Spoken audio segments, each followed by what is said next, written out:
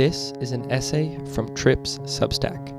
For more content like this, visit processthis.substack.com. The Exhausted Soul, Hartmut Rosa and the Spiritual Crisis of Speed. I want to tell you about a moment that changed how I see the world. I was sitting at my desk a few years ago staring at my inbox when I realized something that should have been obvious, but somehow wasn't. I was losing. Not losing at anything in particular, just losing, falling behind. No matter how early I woke up, no matter how efficiently I worked, no matter how many productivity apps I downloaded or time management systems I tried, the gap between what I needed to do and what I could do just kept widening. I went to bed each night, as the German sociologist Hartmut Rosa puts it so perfectly, as a subject of guilt. Unable to work off my ever-expanding to-do list. And here's the thing. I wasn't alone. Everyone I knew was drowning in the same invisible flood. What if this isn't a personal failure? What if it's something much larger, something structural, something spiritual, something that goes to the very heart of what it means to live in the modern world? The snow that falls is a gift. Rosa opens his book, The Uncontrollability of a World. Great place to start if you're new to him, with this beautiful image that I can't stop thinking about. Perhaps because we're about to get a bunch of snow in North Carolina. That might have triggered this, but nonetheless, he asks us to consider snow. Not the snow we manufacture with snow cannons at ski resorts, but the snow that falls unexpectedly, unbidden, transforming the world overnight into something luminous and strange. There's something about unexpected snow that touches a deep place in us. We didn't earn it. We couldn't schedule it. It simply came. As gift, as grace, as something beyond our control. The children, they'll run outside, catch snowflakes on their tongues, try to convince me to injure myself. Sweating. Adults pause at windows, holding that cup of coffee, suddenly quiet, observing it. But here's what Rosa notices. Modernity has a deep suspicion of gifts. We don't trust what we can't control. We build snow cannons. We replace the gift with the guarantee. We swapped resonance for reliability. And something dies in the exchange. This resonates with what Charles Taylor calls the buffered self. The modern person who has learned to live behind glass, protected from an enchanted world that once spoke to us, called to us, surprised us. We've traded a responsive universe for a mute one. We're safer, perhaps, but we're also lonelier than we've ever been. The whirlpool we cannot stop. So what exactly is going on? Rosa offers what I think is one of the most clarifying insights I've encountered in years. He argues that modernity isn't just a collection of values or technologies or beliefs. It's a mode of operation, a way of organizing society that requires constant acceleration just to stay in place. Think of it this way. Imagine you're on a downward escalator. We're not trying to go up. You're just trying to stay where you are. But to do that, you have to walk and then jog and then run just to avoid being carried backward. That's modern life. It's what Rosa calls dynamic stabilization. Or here's another image. Think of a bicycle. A bike only stays upright when it's moving. You stop pedaling and you fall over. Modern society is very similar. Our economy must grow or it collapses. Our technology must innovate or it becomes obsolete. Our culture must produce novelty or it stagnates. We're not pedaling toward a destination. We're pedaling to avoid falling. But I've come to think there's even better image, one that captures the relational nature of our predicament. Think of kids in an above-ground pool, creating a whirlpool while they're running in circles. They start running, and before long, the water's momentum takes over. Once you're in, the only way to avoid friction is to join the circle. The only way to avoid getting pushed is to keep increasing speed. And if you try to stop, you get pulled under. This captures something the bicycle misses. We're not isolated individuals pedaling alone.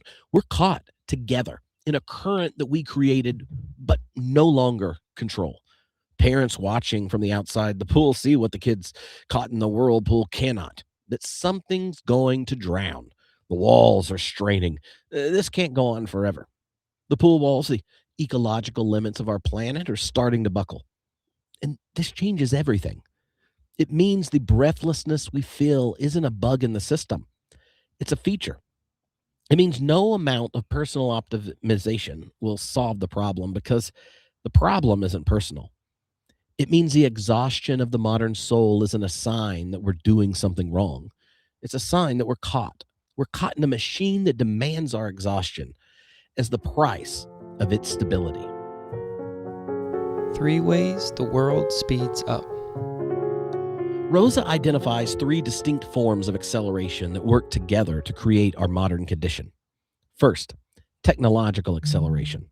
This one is obvious. Think things that used to take months now take minutes. Communication that once required ocean travel now happens instantaneously. We can move faster, produce faster, connect faster than any generation in human history. And yet, and this is crucial, this has not given us more time. It's just given us more to do. Second, social acceleration. Rosa here draws on the work of Hermann Luba and Reinhard Kolschik to describe what he calls the contradiction of the present. Here's what that means. The present is the window of time in which our past experience reliably predicts our future. When change is slow, that window's large. You could expect your children to live much as you did. But when change is fast, it shrinks. The window shrinks. The skills you learn become obsolete. The institutions you trust disappear. The ground shifts between your feet. My grandparents could expect to work one job their entire lives. My parents expected to work maybe 2 or 3. My kids, they're being told to expect not just multiple jobs, but multiple careers, to reinvent themselves again and again in response to a world that won't hold still. Some of us, confession, are a bit embarrassed suggesting just a few years ago, oh, they go learn to code. Third, the acceleration of the pace of life itself. We multitask. We speed date. We grab fast food and practice fast prayer. We compress more and more action episodes into less and less time. And somehow, despite all our time-saving devices, we have less time than ever. The world is something to conquer. Here's where Rosa's analysis for me becomes genuinely prophetic. He argues that modernity operates with a particular vision of the good life, what he calls the AAA horizon. The good life by modern standards is one in which the world is made available, accessible, and attainable.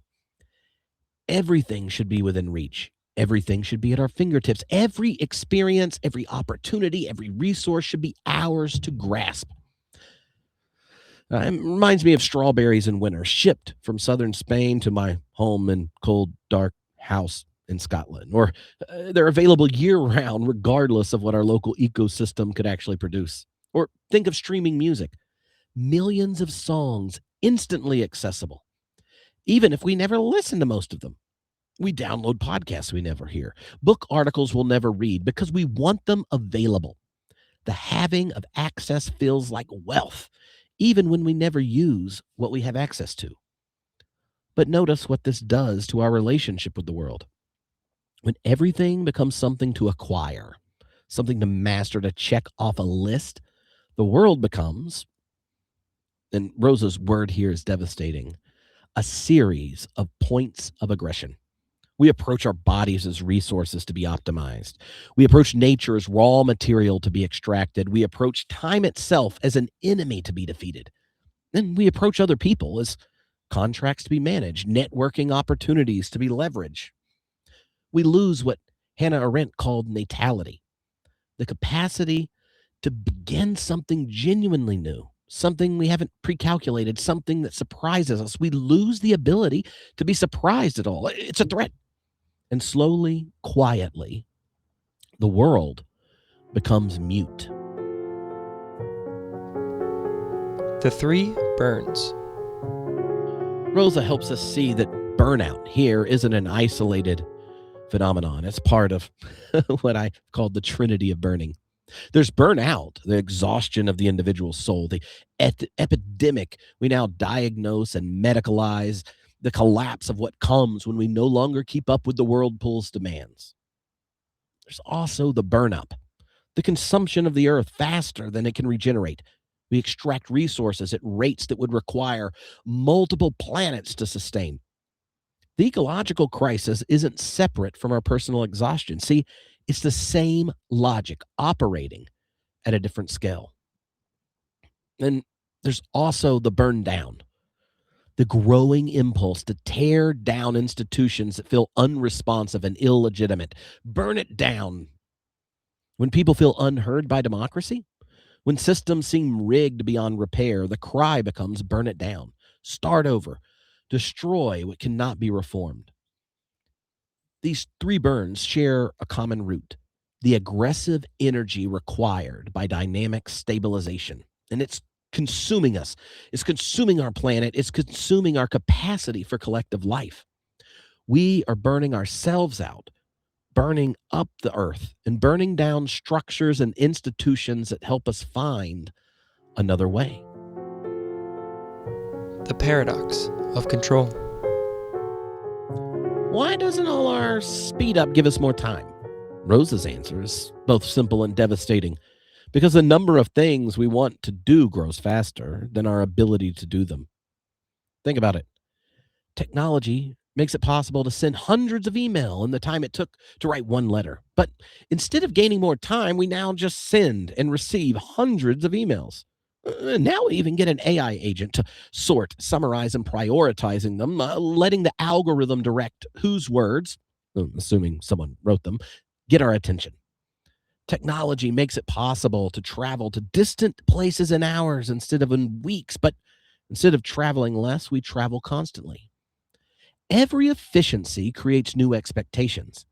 Every time-saving device opens up new demands. We're caught in a race we can never win because every step moves the finish line further away. Oh, hold on. Let me see how many steps I need to get today. And here's that terrible irony. The more we bring the world under control, the more it withdraws from us. Rosa describes a world that has gone mute. Cold, gray, silent. Background music becomes background noise. Seasons lose their meaning when we've controlled our environment. When everything is available, nothing calls to us anymore. We have conquered so much, yet feel so empty. Our quest for control also breeds what Rosa calls monsters, forces that escape our mastery entirely. We split the atom for power and created the possibility of annihilating cities. We built global financial systems for wealth, and now they behave like unpredictable forces of nature, crashing economies with the indifference of earthquakes. We designed algorithms to serve us, and now they surveil and manipulate us, knowing what we want before we know it ourselves. The uncontrollable has become monstrous precisely because our security, we believe, depends on control. In a world where mastery is the measure of the good life, anything beyond our control feels like a threat, rather than, as like every wisdom tradition has understood, simply the nature of reality. And beneath it all, Rosa suggests is a kind of secular desperation. In a world without eternity, where one life is all we get, acceleration becomes a substitute for transcendence. If we can't live forever, maybe we can live fast enough to cram multiple lives into one. Maybe we can outrun death by outrunning time itself. It doesn't work, of course. It can never work, but we keep trying. Why? We have no idea how to opt out without getting sucked in by that accelerating whirlpool's undertow. The vibrating wire. Here's where Rosa's work becomes genuinely hopeful and, I think, quietly theological, whether he intends it or not. Against alienation, Rosa proposes resonance. Resonance is the criterion for a good life. And resonance is not a feeling or an emotion, it's a mode of relationship.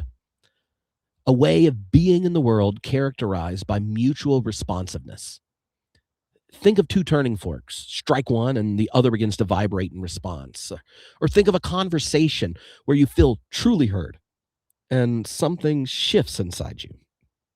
Think of a moment in nature or music or prayer where you feel touched by something beyond yourself and found yourself responding. Rosa calls this the vibrating wire, a connection that hums with life, that carries something between the self and world that makes us feel genuinely alive. He identifies four elements of resonance. The first is affection. We're touched, called, moved by something outside ourselves. And in this experience of being addressed, say by a piece of music, a landscape, a person, a sacred text, resonance begins with listening, with the recognition that something out there is speaking. Second, self-efficacy. Like we respond. We're not passive recipients, but active recipients. We reach out and feel. We can reach what has reached us. There's a genuine openness to the other, which is always a risk. Like Abraham welcoming three strangers in the desert, not knowing whether he's entertaining angels or enemies. Third, transformation. The encounter changes us. We're not the same afterward. Real resonance isn't consumption, it's conversion. We don't simply acquire an experience and move on. We become different people. And last, uncontrollability. And this is crucial. Resonance can't be manufactured, forced, or guaranteed. It comes as a gift, or it just doesn't come at all. You can create conditions that might make it more likely. You can show up in certain spaces or adopt certain practices, cultivate certain postures, but you can't engineer the outcome because the outcome always involves the other. For people of faith, this language should be electric. Isn't that what prayer is supposed to be? Isn't that what worship promises? Isn't that what the mystics describe? A responsive relationship with a living God that speaks and listens, who touches and is touched. Rosa might not be writing theology, but he's describing exactly what we've lost and what we're longing for. Echo chambers and the risk of otherness. Rosa makes a crucial distinction that haunts me, and it's about the difference between resonance and echo. In an echo, you hear your own voice return to you. It feels validating, even satisfying.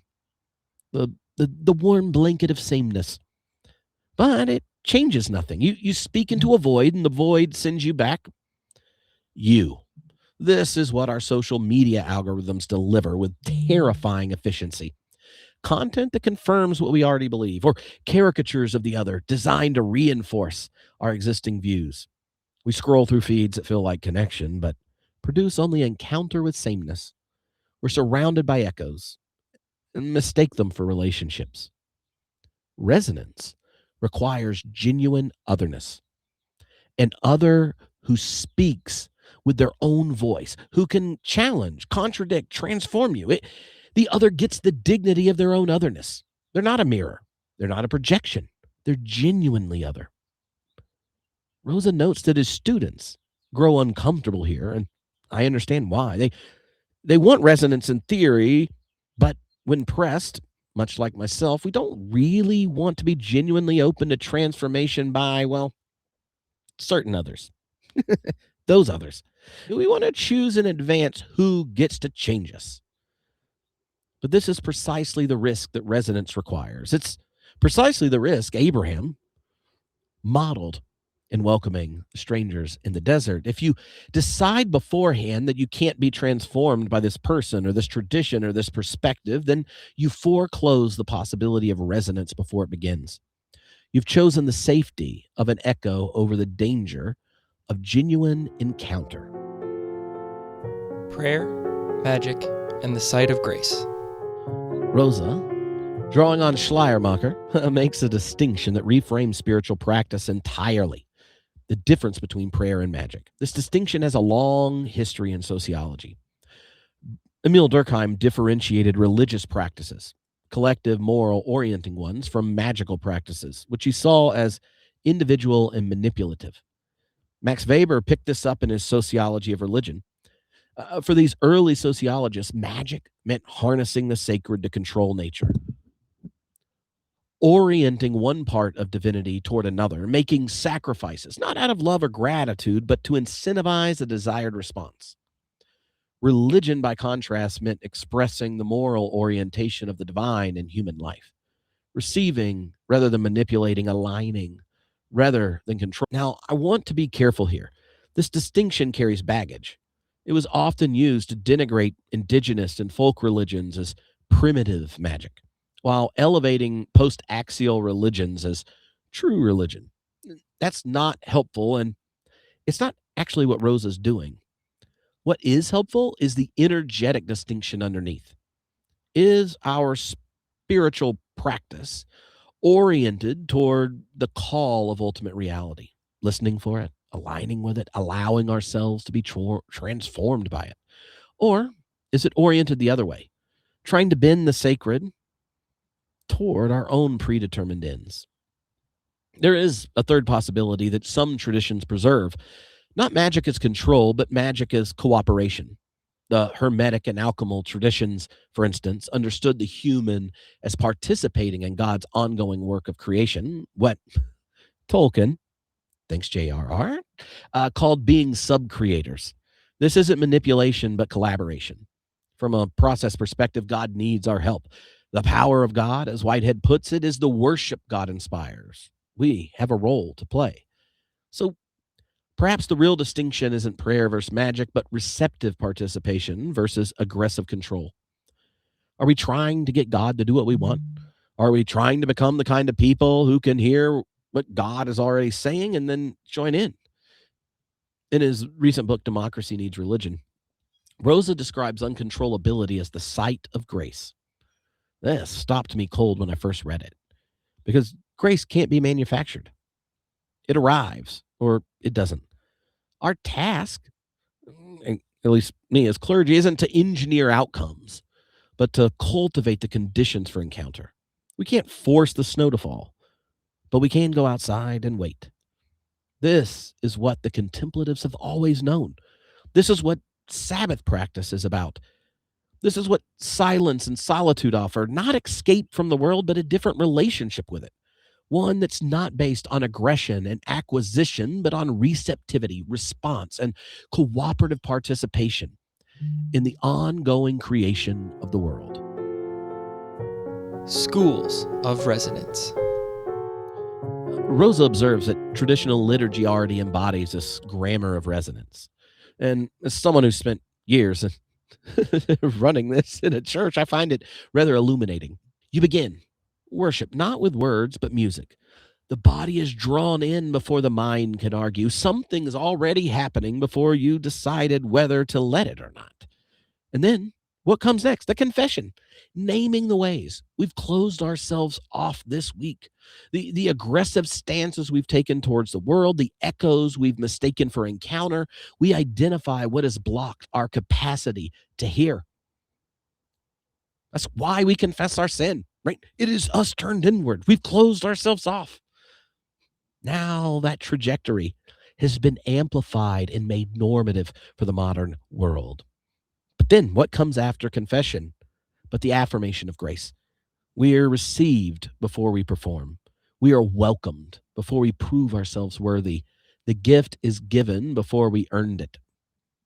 Only then in worship do we listen to the word read aloud, or do we practice the posture of being addressed?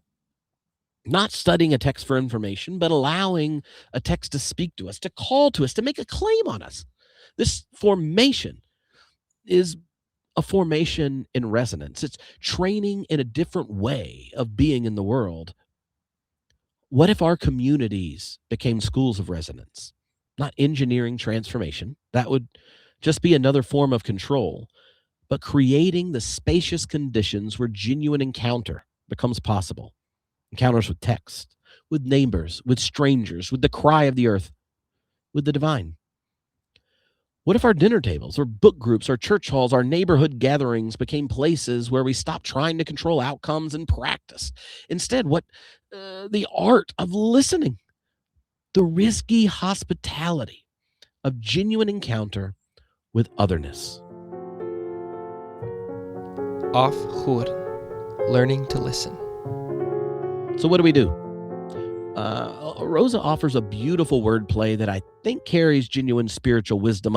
A German word, aufhören, means to stop. But literally, it means to listen upward. Off is up. Hören, listen. To stop is to listen. To listen is to stop. But here's what I've come to understand. The stopping Rosa calls for isn't primarily about slowing down. Remember, slowing down in the whirlpool just gets you pulled under. You can't solve a structural problem with individual lifestyle changes. The stopping is an attention thing before it's a movement thing. It's ceasing the orientation of aggressive conquest so our ears can open again to the world's call. We have to stop trying to control outcomes before we can practice the art of listening. We have to stop treating the world as a series of points to be conquered before we can hear it speaking. This is not passivity. Rosa calls it mediopassivity, a mode of being that's neither passive, a kind of passive suffering of what happens, nor active domination of what is to be, but something more like a dancer becoming the dance, a listener becoming the music, a prayer becoming the prayer. Now, for those who know process philosophy, here's a little aside. If you're familiar with it, enjoy this. If not, skip ahead. Rosa's framework for me felt like coming home. His 4 elements of resonance map remarkably onto Whitehead's vision. Affection corresponds to what Whitehead calls prehension, the way we feel the feelings of the world streaming into us. We're not isolated subjects peering out at an alien world. We're woven into it, constituted by it, feeling our way forward. The second step, self-efficacy, reflects what Whitehead calls the subject-superject structure of experience. We receive, but we also respond. We give something back. We participate in the ongoing creation of reality. And third, transformation. Transformation echoes the cumulative nature of time in process thought. The many become one and are increased by one. Nothing ever happens the same twice. Every moment of genuine encounter adds something new to the universe. And lastly, uncontrollability aligns with process thought's rejection of divine omnipotence. Not even God controls what happens next. The future is genuinely open. Creativity, not control, is the ultimate category. Both Rosa and Whitehead critique what Whitehead called the bifurcation of nature, the modern habit of attending only to the quantifiable, controllable aspects of reality while dismissing the qualitative, aesthetic, and moral depths as merely subjective. We've abridged the book of nature and then wonder why it no longer speaks to us. The bicycle and the crash.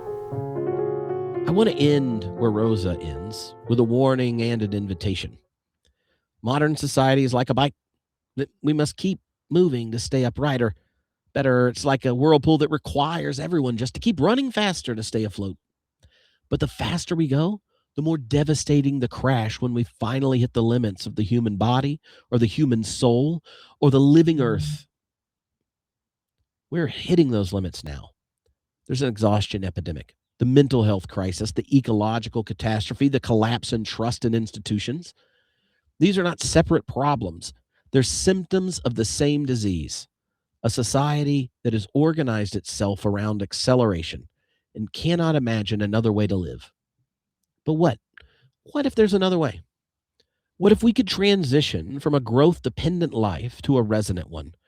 What if we could move from aggression to attention, from conquest to communion, from desperate pursuit of availability to the patient practice of presence? I don't know exactly what it looks like in practice. I suspect none of us do yet. But I do believe the first step is one Rosa names: aufhören, stop, listen upward, wait for the snow, and maybe, just maybe, something will begin to speak again. What if our exhaustion isn't a sign that we're failing at modern life, but a sign that modern life is failing us? What if the invitation of the Spirit in our time is not to run faster, but to stop, and in stopping, to hear a voice we'd forgotten was there? The wire can vibrate again. The world can sing in us. But first, we have to stop. Aufhören. Listen